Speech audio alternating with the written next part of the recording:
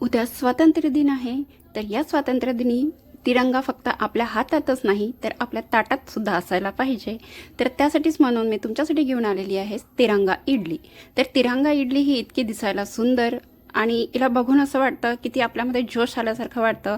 तर चटणीसुद्धा मी तिरंगा बनवलेला आहे आणि याची पद्धत जी आहे ते एकदम सोपी आहे. याचे कलरसुद्धा नॅचरल आपण वापरलेले आहे. तर चला जाऊ मनोकी रसोईमध्ये आणि याची आपण रेसिपी बघून घेऊया. तर सर्वात आधी मी इथे एका गंजामध्ये पाणी बॉईल करायला ठेवलेलं आहे. पाण्याला बॉईल आल्यानंतर मी इथे पालक टाकून घेतलेली आहे. 1 वाटी पालक घेतलेली आहे आणि पालकला छान असं शिजवून घ्यायचं आहे आपल्याला, कारण जो ग्रीन कलर आपण तिरंग्यामध्ये देणार आहोत तर तो आपण पालकपासून देणार आहोत. हा एकदम नॅचरल कलर आहे. तर बघा छान बॉईल झालेलं आहे 2 ते 3 मिनटं आणि त्यानंतर आपल्याला याचा कलर नैसर्गिक असायला पाहिजे. टिकवण्यासाठी आईसच्या पाण्यामध्ये म्हणजे थंड पाण्यामध्ये आपण याला थोडं टाकून घेतलेलं आहे. त्याने काय होतं की याचा कलर नॅचरल राहतं, असा फिका पडत नाही.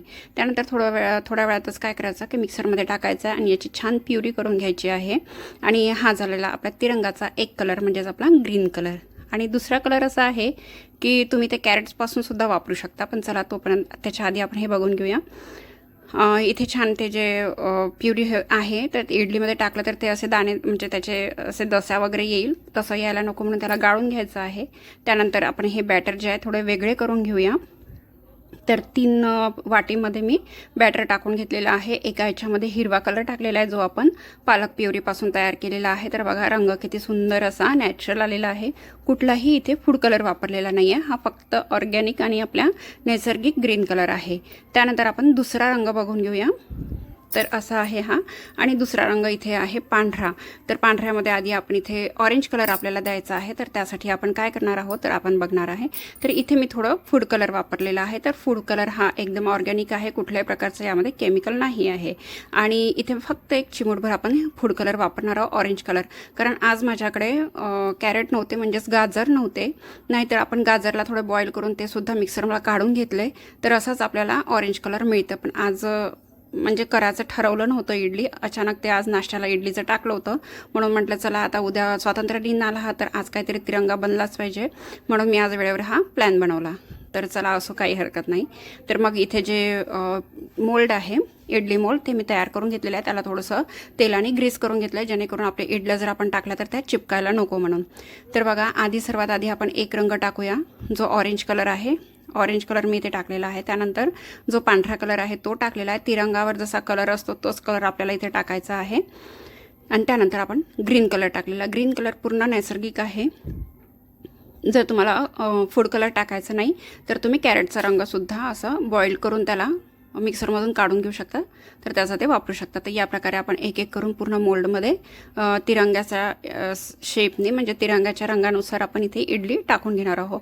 खूप छान असे हे इडल्या बनतात, दिसायला पण आकर्षक दिसतात आणि खायला तर काय सांगणार आपण. बॅटर मी यासाठी तुम्हाला इडलीचं बॅटर तुमच्यासोबत शेअर केलेलं नाही, कारण की सर्वांनाच इडलीचं बॅटर हे कसं आहे तर बनते ते माहितीच आहे. आणि जर तुम्हाला माझ्या पद्धतीने इडलीचं बॅटर पाहिजे असेल तर नक्कीच सांगा.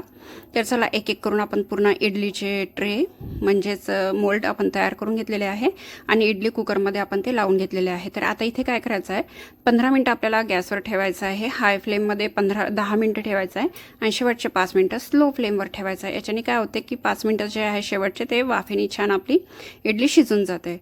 तर बघा या प्रकारे आपले इथे इडल्या तयार आहे. ते शिजले की नाही म्हणून आपण इथे थोडा एक काटेरी चम्मच जो आहे तो आतमध्ये टाकून बघायचा, किंवा मग चाकू जो असतो ना किचन चाकू त्याने सुद्धा चेक केलं तरी चालते. जर आपण हे थोडं एक एक करून इडलीमध्ये टाकून बघायचं, जर इडलीमध्ये ते चिपकलं नाही तर समजायचं की इडल्या आपल्या शिजून तयार आहे. तर अशी आज आपली डिश बनवली आहे. उद्या स्वातंत्र्य दिन आहे आपल्याला.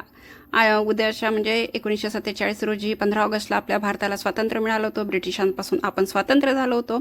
या जश्नमध्ये, या खुशीमध्ये, या आनंदामध्ये आज आपण म्हणजे जे आहो आपल्या घरात स्वतंत्रपणाने राहू शकतो ते सगळं आपल्या वीर लोकांचेच एक उपकार आहे आपल्यावर. तर ते न विसरता आपण ते दरवर्षी करायला पाहिजे. तर असं नाही म्हणत की मी रेसिपी बनवली तुम्हाला दाखवली म्हणूनच आपण हे प्रत्येक याच्यातून आपण ते जोपासायला पाहिजे की आपल्याला या भारताला स्वतंत्र करण्यासाठी किती लोकांनी आपलं बलिदान दिलं ते लक्षात ठेवून आपण हा दिवस साजरा करायला पाहिजे. त्याच्या आठवणीमध्ये हा दिवस साजरा करायला पाहिजे, खुशीमध्ये साजरा करायला पाहिजे. तर बघा आपल्या इडल्या तयार झालेले आहे आणि किती सुंदर असा रंग आलेला आहे. बिलकुल तिरंगा वाटतोय ना. तर असाच तर नक्कीच तुम्ही उद्या हा ब्रेकफास्टमध्ये इडलीचं करून बघा. जर तुम्ही तांदूळ आणि डाळपासून बॅटर बनवत असाल, ते जर आज म्हणजे तुमच्याने झालं नाही तर तुम्ही रव्याचे सुद्धा झटपट इडल्या बनवू शकता. तर चला आपण प्लेट लावून घेऊया. तर मी गार्डनमध्येच बाहेर प्लेट लावून घेतलेली आहे. तर इडलीच्या छान असं प्लेटमध्ये लावून घेतलेलं आहे सिरियल वाईज. आणि मी जे हे चटणी बनवलेली आहे ते ही नारळाची चटणी आहे. हे सुद्धा मी तुमच्यासोबत शेअर केलं नाही, कारण याआधी मी केलेली आहे, आपल्या चॅनलवरती आहे. जर तुम्हाला पाहिजे असल्याची रेसिपी तर तुम्ही जाऊन चेक करू शकता. तर इथे सुद्धा मी थोडं फूड कलर टाकून घेतलेला आहे, एक ऑरेंज कलर आणि ग्रीन कलर. तर असं चटणी हे मध्ये तिरंगा कलर दाखवलेला आहे. तर तुम्हाला ही रेसिपी कशी वाटली नक्कीच तुम्ही उद्या ट्राय करून बघा.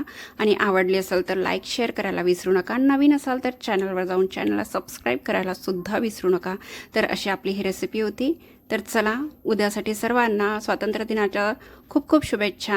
आणि स्वस्त राहा, मस्त खा आणि खूप खूप आनंदी राहा. आणि आपल्या स्वातंत्र्याला, आपल्या भारताला स्वातंत्र्य मिळालं यासाठी उद्या खूप असा एनर्जेटिक आहे ना जश्न मनवा, खुशी मनवा. तर चला, भेटूया नंतरच्या रेसिपीमध्ये. तोपर्यंत धन्यवाद आणि स्वतःची काळजी घ्या. तर चला, जय हिंद, जय भारत.